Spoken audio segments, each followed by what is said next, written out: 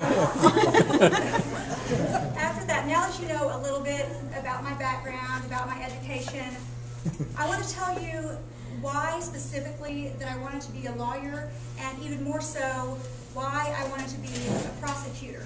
Because it's something I've wanted for a long time, and it's something that took a huge process and just a lot of things in my life to get to this point. So I'm going to start out by telling you a story about something in my life that was extremely important, and it's made me a different person. In 2007, my dad, Frank Womack, he was diagnosed with esophageal cancer. And I don't know if any of you are familiar with that type of cancer, but it's just devastating. And we had been told that it was inoperable, and there was just absolutely nothing we can do. And if any of you know my mother, Melanie, who I'm actually sitting right here, you'll know she does not take no for an answer. She is very persistent, and she called nearly every surgeon in the country to find somebody that would tell her, hey, we can do this. And she did. She found somebody in St. Louis at Barnes Jewish. They agreed to do the surgery. It was very risky, but it was one of those things that she knew, he can make it. We can't just give up. And that's just like this party. We can't just give up when somebody says, no, that can't be done. The Democrats are over. And, that's just, you can't take no for an answer. You have to have that kind of persistence. Yeah. Well, I will tell you that even though it was risky and there was only a 5% chance of him making it, even with the surgery, by the grace of God, he's sitting right there today. I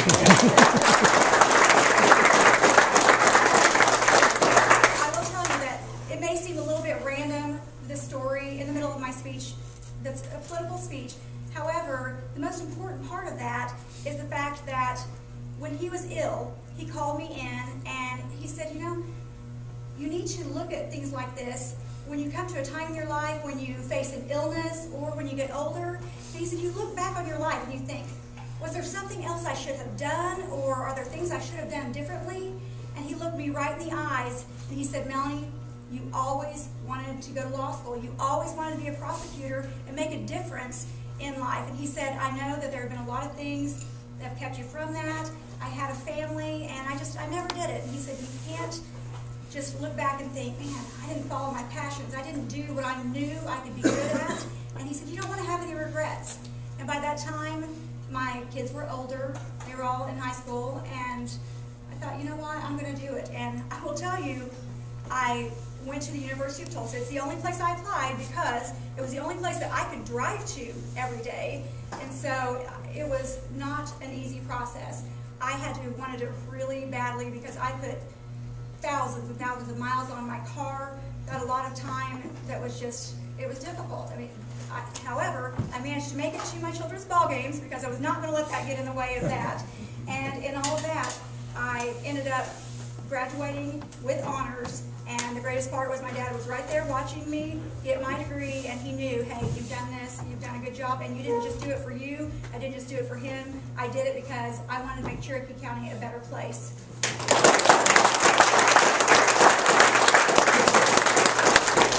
With that in mind, I want to point out that I trained specifically to be a prosecutor. There are defense attorneys out there, and like David was saying earlier, they have their job, that's fine, and I realize that all works within the system, but that's not me. That's not who I am to want to go and just work really, really hard to get somebody less prison time if that's somebody that really deserves it. That's just not me, and I worked really hard to make sure I knew every step of prosecution. And I worked at the Crawford County Attorney's Office, and I did my internship there last year, and I was a licensed legal intern. So I was allowed to do my own cases, and it was just amazing. I knew from the first time I got up there and was doing my own case, this is what I meant to do. Because just the feeling of getting somebody who's a child molester off the streets and putting them in prison, just that feeling is just so wonderful because you know, hey, I'm doing this for the right reasons, and I'm making a difference, and that's why I want to do this. It's not so I can get my name out there or so I can make money. It's certainly you don't do it for the money, but it's one of those things that I know this is what I'm meant to do, and I want so badly for you all to help me get the word out that I'm the right person for this job. And there are issues facing our county And I know Dave hit on a lot of these earlier, but we do have such a huge meth problem.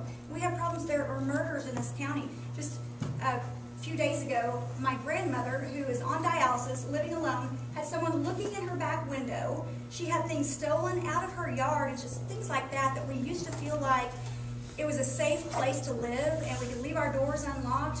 And unfortunately, that's not the case anymore.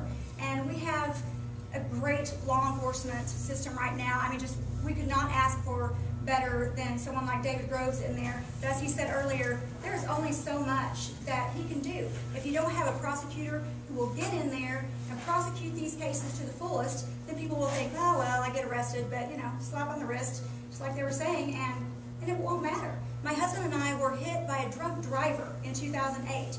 The man had no insurance. He had no idea what was going on. He just plowed into us in the middle of a highway going over 65 miles an hour, and he got 48 hours in jail, and he was the one life-flighted. It nearly killed us. He was the one life-flighted because he was in a little worse condition than we were, I guess. And just to see that happen, and the fact that we had to pay more monetarily for just our deductible, it's just unbelievable. And we have to have people know, hey, if you do really bad things, there's going to be a consequence. And it's going to be a big consequence.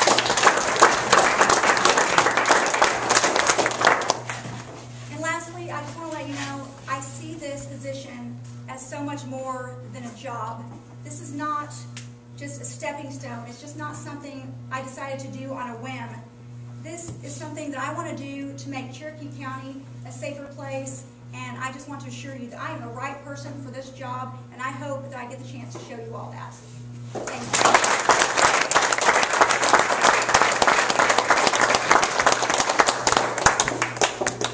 Well, if you're not motivated by that speech, I think you got a problem. That's fantastic. I really, you know, my two signs are in my yard for you, Melanie, and I've got others, and I got some more back here for you. So if you got signs, you know, there's other candidates that have signs here. Juanita's got signs, and we'll have them before very long. But we all need to get out and support these people. It costs a lot of money nowadays to run an election in this county, irregardless. It may be Cherokee County or Crawford or wherever. It takes a lot of money to run a candidacy. So we need to get behind our people with our money and our time. Sometimes it's just putting up signs. You know, it depends on what it is. The next candidate